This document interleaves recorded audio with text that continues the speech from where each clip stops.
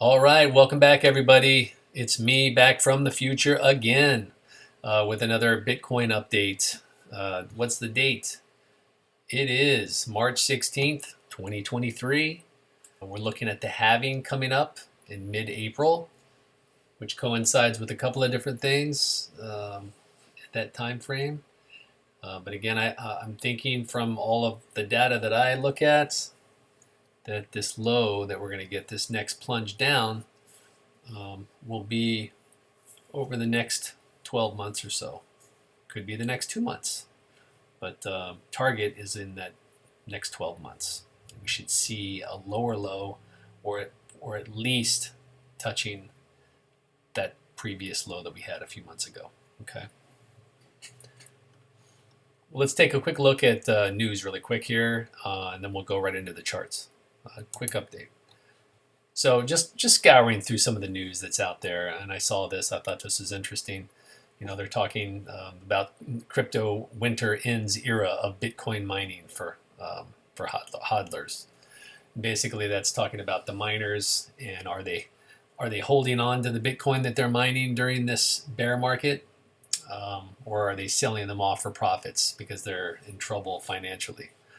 And the article goes on to talk about how there's quite a few different miners that are selling, 188 Bitcoins so they can pay their bills, things like that. And what I say is, come on, if a guy like me, I'm just an investor in crypto, and I've been around since 2017, if I know that there's a 4-year cycle, then a miner, a big mining company should know this as well. So if anything, it's just like me or you. If we own some Bitcoin right now, we're probably not going to be selling to pay the bills, especially if you know it's going to be selling for a loss. Now, what this also could mean, if some of these miners are selling and they're using an excuse to sell to pay the bills, it could mean that they also know something like we know. Looking at the charts, there's another big leg down coming, just like we talked about at the top of this meeting. So if that's the case, it kind of makes sense. But either way, for tax purposes, for a mining company, it would seem to me that they would hold on to their Bitcoin right now. So that was just one interesting topic. Again, you can find a positive or a negative to that. I mean, nothing to get stressed out about, obviously. What else? Could the Silicon Valley Bank crisis end crypto winter? A lot of talk about this crypto winter that obviously we've been in for quite some time. Now that we've got this giant Silvergate, Silicon Valley Bank all dumping and closing, there's another handful of small banks too that have gone under for this in this same way. Are they pegging this as the bottom? Well, obviously not, right? We haven't seen the reaction in the crypto market to this yet. All we've seen is a positive push up. Which is all to me, this positive push up that we've seen over the last week has been just in like a knee-jerk reaction, but now we need to pay. In my opinion. So we of course we could still be going up for quite some time, but I think at some point we need to pay for these big losses, right? In the banking industry, especially banks that are tied to crypto. So we are going to have a delayed pain, is in my opinion. So there you go. Let's look at something else really quick. On Twitter, we've got like Lynn Alden, great analyst out there. She's got some data here. The numbers are in. The Fed's balance sheet increased by nearly $300 billion last week, talking about spikes. But what I thought was interesting about that, on that same thread, was her thoughts on, I think the Fed is close to being done with tightening, QT. And that doesn't mean rate cuts or anything like that are coming soon, but it seems like the balance sheet drawdown is likely to end prior to rate cuts being initiated. So the book is closing on some of these crypto banks. They're closing. There's bank runs occurring. But again, I think this is just the tip of the iceberg. There's going to be some more negative information, and then we're going to finally see a reaction in the crypto market, including Bitcoin, right?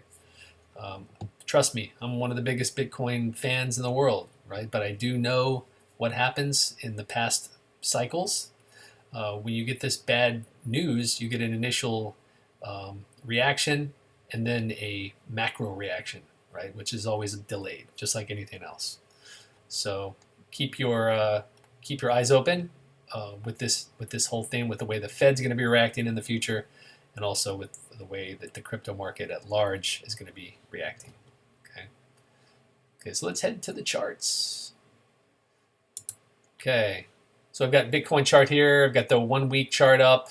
We've got the 200 simple moving average here in the blue. We've got the 50-week SMA still pushing down.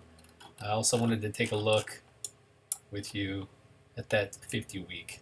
It initially pushed down the price, and the price was going down with that 50-week.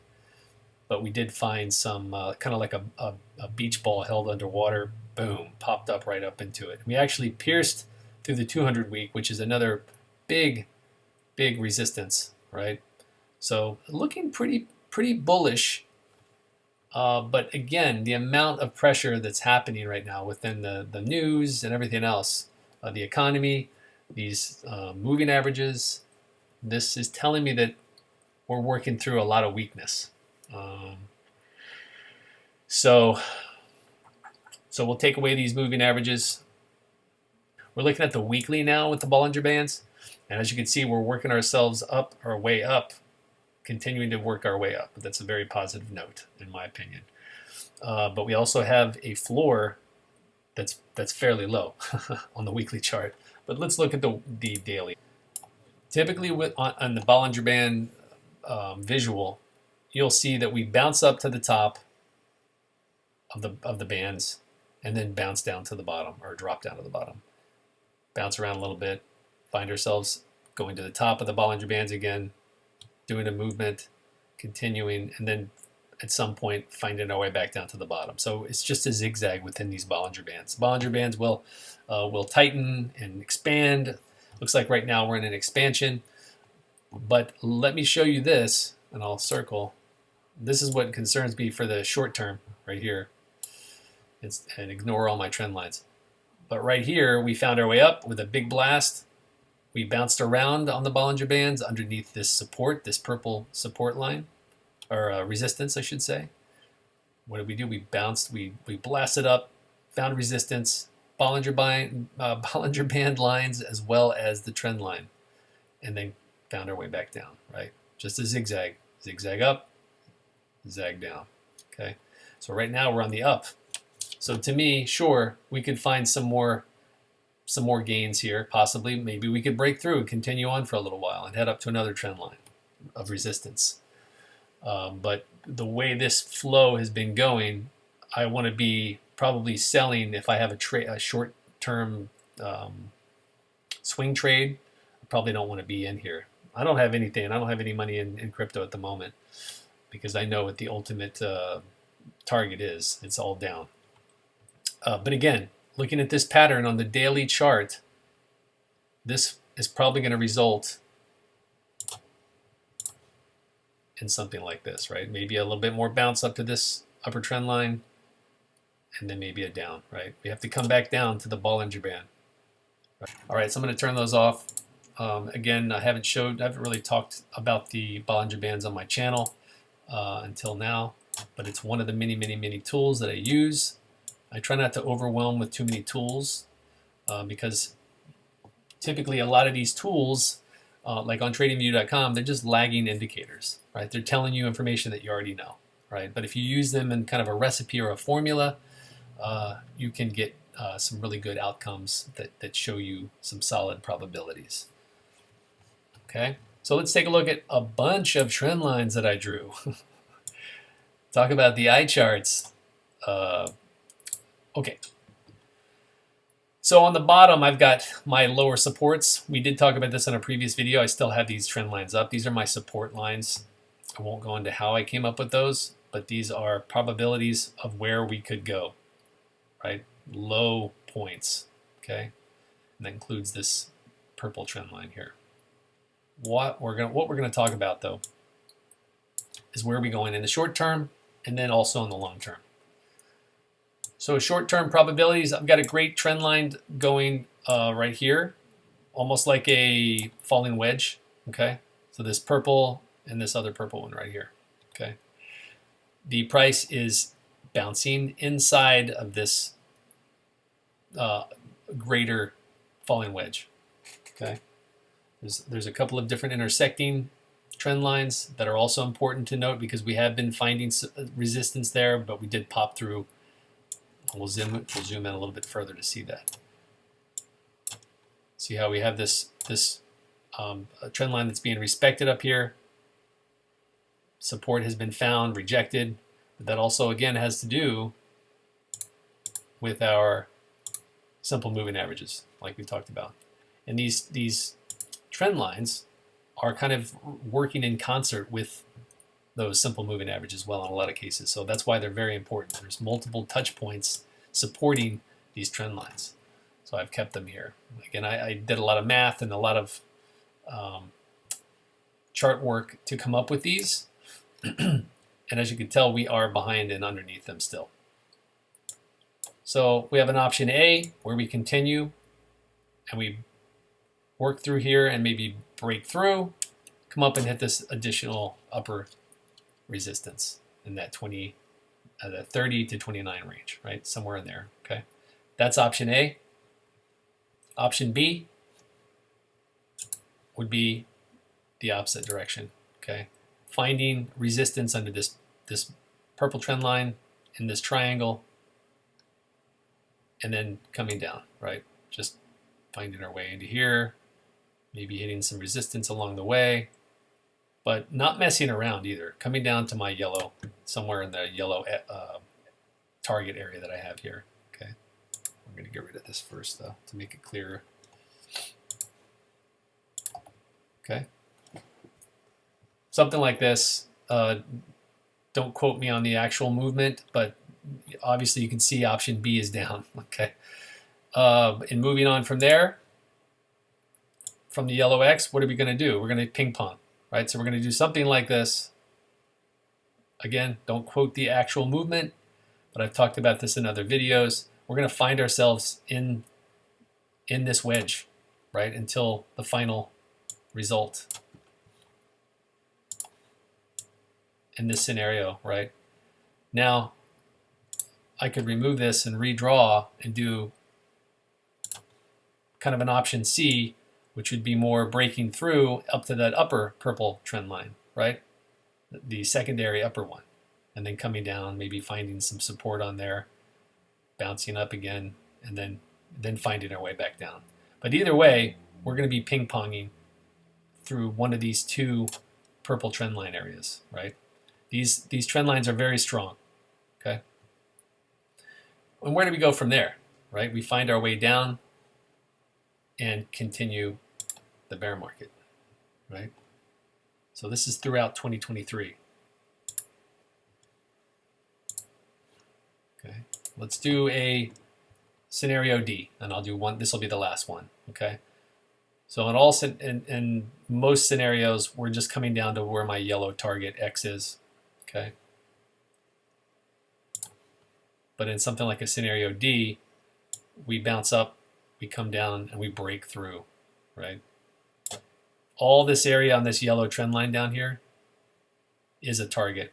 I put the X just somewhere in the middle, right? Because at some point in here, we're going to find our way down to one of these lower trend lines. Let's do this here. Okay, I know it's getting sloppy. I've got a lot of mess going on already. Okay, let's take a closer look.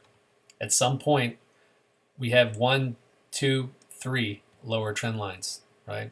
These are my base trend lines that have a lot of history, which we've talked about in other videos. However, each of these have the lower and lower probability of us reaching them. Okay, lower trend line 1, 2, and 3. However, there is a high probability that we even wick down to this final support line. Okay, and a wick down obviously could look similar to this, right? Where we come down here, we bounce, and then we just plunge straight down and really take out, 20, 30% of a drop. And, we've seen them before overnight, 20, 30, 50% of a drop overnight, right? That's what this could look like. And that's why I drew these 2 points, because these are just the 2 zones where the price could be. What I'm drawing is just a theoretical, right? But what could occur could be many things, right? Again, I think we will see something that you see right here. This is it's a given, okay? Something similar to this. But where it goes from there is what we want to find out. Do we bounce up here? Do we come down and literally do overnight a 50% plunge, right? Where is this? 17,000 to 6,000, 7,000, 8,000, 9,000. This is all places where you could see a wick that literally would look like this, right? A just brutal wick, similar to what we've seen in the past. And the wick could literally just come straight back up and bounce into here and follow one of these trend lines until we finally break out into the bull run. In fact, this is very similar to probably what's going to happen. So let me continue this on what I've shown you. What is this dotted line? What is this dotted line right here? Well, that's the halving, okay? So we will find this plunge to the depths, which will end the bear market.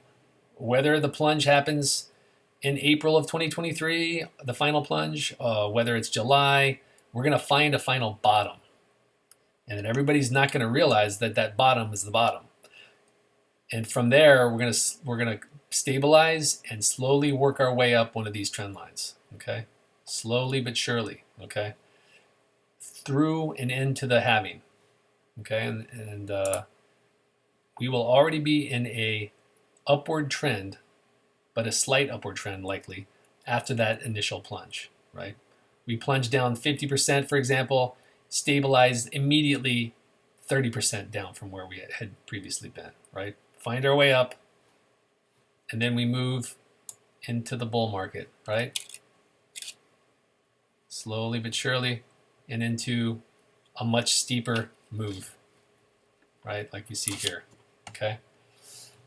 Which was similar to what we did in 2021, which was similar to what we did in 2017, which was similar to what we did in 2013. The repeating fractal is uncanny, right? You're going to see this over and over. Now, one of the last things I'll say is, yes, the halving's in April 14th, 2024. That's when it's proposed. Looking for the 4-year cycle from the peak. And 4 years out, roughly 4 years is somewhere like Q4 2025, okay? Give or take, right? But again, this is a repeating 4-year cycle that occurs over and over, right? So it's something like this. Let's keep a check mark here for our knowledge, okay? 4-year cycle, somewhere in that area. So, and if you continued our bull run that we've drawn here, and it would be something like this, right? Who knows what it ends up being like. The top would theoretically be 4 years from the previous top, okay? We've done this with other names like Litecoin and Cardano. We've drawn the same type of thing, and let's do it again. I'm going to do it right now. So something like this, right?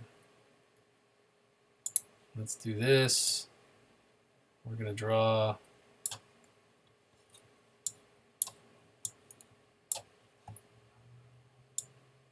okay, something like that.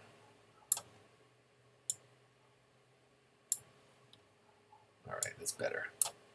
So I kind of went over on that one because I didn't have my line drawn, but it would be somewhere in this area, right?